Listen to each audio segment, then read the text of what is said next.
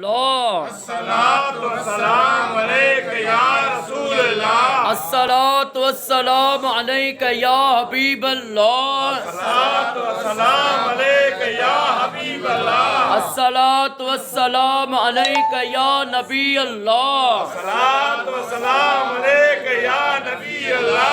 व अला आलिका व अस्हाबिका या नूर अल्लाह। अला आलिका व सहाबिका या नूर अल्लाह। पढ़ सैयद ते सलवातूं, सुभान अल्लाह। पढ़ सैयद ते सलवातूं, सरदार मदीने वारो, सरकार मदीने वारो कंदो सारे जग जी भली भली। पढ़ सैयद ते सलवातूं। सुभान अल्लाह।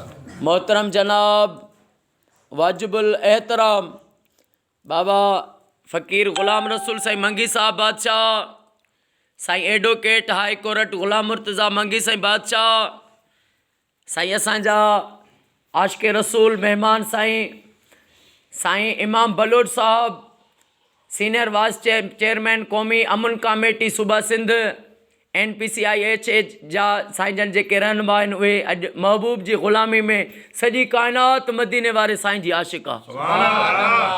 तुंहिंजे ज़ुल्फ़ जे बंद कमबंद विधा, ज़िंदान हज़ारे मान रुगो, तुंहिंजे शाही दस्तरख़्वान मथे महिमान हज़ारे मान रुगो। दोस्तो अॼु ऐं अॼोके हिन पाक महफ़िल जो अॻे महीने अॼोके ॾींहं ते हिते सलवात सगोरी थी। बाबा साईं बादशाह, साईं फ़कीर बाबा मोहम्मद छुटल साईं बादशाह असां सां गॾु हुया, पर अॼु हो असां खां जुदा थी विया आहिनि। इमाम सोने हुसैन अलैहिस्सलातु वस्सलाम जो फरमान आहे, मुंहिंजा मौला फरमाइनि था त तोखे ज़िंदगीअ में ॾुख मिलई त मुंहिंजो ॾुख यादि कजां, पोइ तोखे सबुर बि अची वेंदो ऐं तुंहिंजे ॾुख जी कैफ़ियत उहा माना घटिजी वेंदी। मोमिन बानो जॾहिं बि दुआ घुरंदो आहे चवंदो आहे मौला सिवाए ग़मे हुसैन जे ॿियनि दुनिया जे गमनि खां पनाह अता फरमा। त हुसैन मौला करबला इहो दर्स थी ॾे, इहो सबक़ थी ॾे त जॾहिं हिन दुनिया में असांजो को वॾड़ो गुज़ारे थो वञे त असांखे सबुर करिणो आहे। सबुर जेको आहे हितां हर कोई लॾे वेंदो, हितां पीर पैगंबर लॾे विया आहिनि, पर हे बादशाह हिकु औलिया अल्लाह जा बचड़ा आहिनि। साईं दरगाह भिक में हज़रत बादल मंगी रहमतुल्लाह अलैह उन्हनि जा बचड़ा आहिनि। उन्हनि जे आस्थाने ते हर महीने मदीने वारे साईं जी लख सलवात थी थिए। इहो हिननि ते मदीने वारे साईं जो करम आहे, मोहम्मद मुस्तफ़ा जो इहो इनाम आहे हिननि आशिक़नि खे। दोस्तो बनी इसराइल में हिकिड़ो गुनहगार शख़्स हो, पोइ जॾहिं उहो दुनिया मां गुज़ारे वियो त माण्हुनि छा कयो, इहो फ़ैसिलो कयूं त बाबा हे ॾाढो गुनाह कया आहीं, खून कया आहीं, नशा कया आहीं, ज़ना कया आहीं, माना उन जा रुॻा आइबदार हो वीचारो। चई हाणे हिनखे हीअं था कयूं, गेले वञी हिकिड़े ढुंढ ते था उछलियूं, पोइ गेले करे उनखे हिकिड़े ढेर ते उछले आया। अल्लाह तबारक व तआला हज़रत मूसा कलीमुल्लाह खे हुकुम ॾिनो त ए मूसा मुंहिंजो दोस्त गुज़ारे वियो आहे, तूं ईअं तूं घुमे। हज़रत मूसा कलीमुल्लाह रब जी बारगाह में अर्ज़ कयो, या अल्लाह उहो त गुनहगार हो, माण्हुनि उन्हनि खे गेले वञी ढुंढ ते उछलिया। रब फरमायो, हा मूसा माण्हुनि उन्हनि जा गुनाह ॾिठा हा, पर मूसा वञ ऐलान कर त जेको इन जे जनाज़े में आयो मां रब उनखे बि जन्नती करे छॾींदुसि। सुभान अल्लाह, सुभान अल्लाह। दोस्तो हाणे अल्लाह जो नबी आयो, उनखे खणायई, उनजो गुस्ल थियो, उनजो जनाज़ो नबी तो पढ़ाए, गंद जनी जी गोद में तंजा पाबोड़ा पोशाक तनी जी ओताक अॼु मुंहिंजो राणो रीझी आयो। सुभान अल्लाह। हाणे दोस्तो हुनखे माण्हुनि उछलियो, वरी रब फरमायो मुंहिंजो दोस्त आहे, उनखे नबी गुस्ल थो ॾे, उनखे नबी उनजो जनाज़ो थो पढ़ाए। जनाब मूसा कलीमुल्लाह उनजी तदफीन थी। हज़रत मूसा तूर सीन जबल ते आया, रब जी बारगाह में अर्ज़ कयईं, या अल्लाह हाणे मूंखे ॿुधा त माजरो छा आहे। रब फरमायो, ए मूसा तो ते मां छा नाज़ुल कयो आहे। मूसा चयो, मौला मूं ते तो तौरेत नाज़ुल कयो आहे, ज़बूर दाऊद अलैहिस्सलाम ते नाज़ुल थियो, तौरेत मूसा ते, इंजील हज़रत ईसा अलैहिस्सलाम ते नाज़ुल थियो, ऐं क़ुरान असांजे नबी आख़िरी नबी हज़रत मोहम्मद मुस्तफ़ा सल्लल्लाहु अलैहि वसल्लम ते नाज़ुल थियो। चए मूसा तो ते छा नाज़ुल कयमि। चए मौला तौरेत।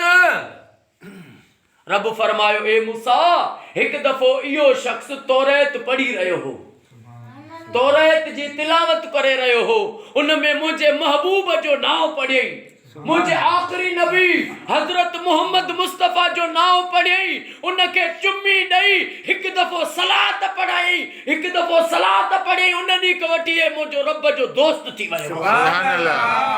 दोस्तो हे त हिकिड़ो बनी इसराइल जो, हाणे महबूब जो उम्मती त न हो, हे बनी इसराइल जे गुनाहगार शख्स जो वाक़ियो आहे, उन जो किस्सो आहे। अगर बनी इसराइल जो गुनाहगार शख्स हिकिड़ी सलवात पढ़े त रब जो दोस्त थी वञे। पर जेको बाबा मोहम्मद छुटल मंगी से बादशाह जिंदगी सॼी सलवात पढ़ियई, वरी बचड़नि खे बि इहो दर्स ॾिनो, वरी हिते सलवात हर महीने क़ाइम थी वई आहे। वरी बाबे ग़ुलाम रसूल साईं चयो, साईं जन जे वॾे शहज़ादे, उन ॾींहुं साईं जन जी दिस्तार थी, ॾाढो रोइन पिया। अचो बाबा, हाणे बाबो मोहम्मद छुटल तूं आई आहे, हाणे तूं वॾो आहे, तूं साईं ग़ुलाम मुर्तज़ा साईं जो भाउ बि आहे त अबो बि तूं आहे। बाबो ग़ुलाम साईं मोहम्मद छुटल साईं असांजे लाइ ज़िंदा आहे, बाक़ी दुनिया जो हे चरखो आहे, हितां हर कोई इंसान जेको आयो आहे, चई जोई ॼाया सोई मर्द आहे, तेकू कल न काई बंदा पवंदी है, आलम सारा लॾिया वेंदा है, हितां हर कोई लॾे वेंदो। बस अल्लाह ताला मिठे मोहम्मद मुस्तफ़ा जे सदके, अम्मा बतूल सैयदा तैयबा ताहिरा फातिमत ज़हरा सलामुल्लाह अलैह जे सदके, चादर ज़ैनब जे सदके, बाबा मोहम्मद छुटल मंगी साईं खे रब मिठे मोहम्मद मुस्तफ़ा जो पाड़ो ऐं कचहरी नसीब फरमाए। ऐं साईं ग़ुलाम मुस्तफ़ा मंगी साईं, साईं जन जे सरकारी पीपी आहे नवाबशाह कोरट में, उहे जवानी में जेको आहे उन्हनि जो जेको हालांकि ईअं थियो त साईं ग़ुलाम मुस्तफ़ा जे वये खां पोइ बस रब हर जहान जे जवाननि खे जवानी बशकोता फरमाए। जवानी जेका आहे न दोस्तो, हाणे साईं ग़ुलाम मुस्तफ़ा साईं नंढा शहज़ादा नौजवान, वरी साईं जन जेके आहिनि से उन्हनि महिनत कई, सरकारी पीपी थिया, वरी उहे जॾहिं दुनिया मां ग़ुलाम मुस्तफ़ा साईं वफ़ात कई त बाबा मोहम्मद छुटल माना ज़ाहिरी हिसाब में तो दुनिया में रहनि पिया, पर उन्हनि जे जीअं न मौला अली जो किस्सो तव्हांखे मां ॿुधायो हो, मौला जो किस्सो ॿुधायो त हिकु शख़्स आयो, ॿ ॼणा विढ़नि पिया पाण में, उठ ते पिया विढ़नि, हिकिड़ो पियो चए मुंहिंजो वाह, ॿियो पियो चए मुंहिंजो वाह। पोइ मौला अमीर अलैहिस्सलाम ॿिन्ही खे सॾु कयो, हेॾे अचो, छो था विढ़ो?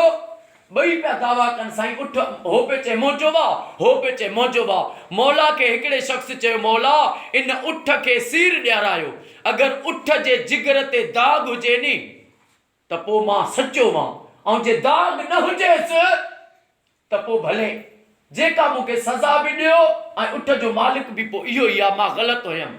मौला कंबरबाने खे सॾु कयो, उठ खे सीर जो ॾियारायूं। जॾहिं उठ खे सीर आई त उठ जो जॾहिं जिगर ॾिठऊं त जिगर ते दाग हुयो। मुंहिंजे मौला उन शख़्स खे सॾु कयो त तो कीअं सम्झो त हिन जे जिगर ते दाग आहे? ॿाहिरों त उठ ढकियल आहे, जिगर अंदरि आहे। चए मौला इन जो नंढड़ो बचिड़ो हो, इन जे साम्हूं मूंखां ग़लती थी वई, इन जे बचिड़े खे इन जे साम्हूं मां कुठो हुयो। पोइ जंहिंजो बच्चो जो पुसे त उन जे जिगर ते पोइ दाग थी वेंदो आहे। पोइ दोस्तो रवायत में पढ़ियो, इमाम मुंहिंजे मौला हिकदमि इमाम हुसैन खे इहो ॿुधी सॾु कयो आहे। मुंहिंजे मौला इमाम हुसैन खे भाकुर पाए एॾा रुना मौला जो ॾाढी मुबारक जेका आहे आंसूअनि में तर थी। मुंहिंजे मौला उते फरमायो त कंबर बाना, हे मुंहिंजो हुसैन करबला में 3 ॾींहंनि जो प्यासो क़तल थींदो।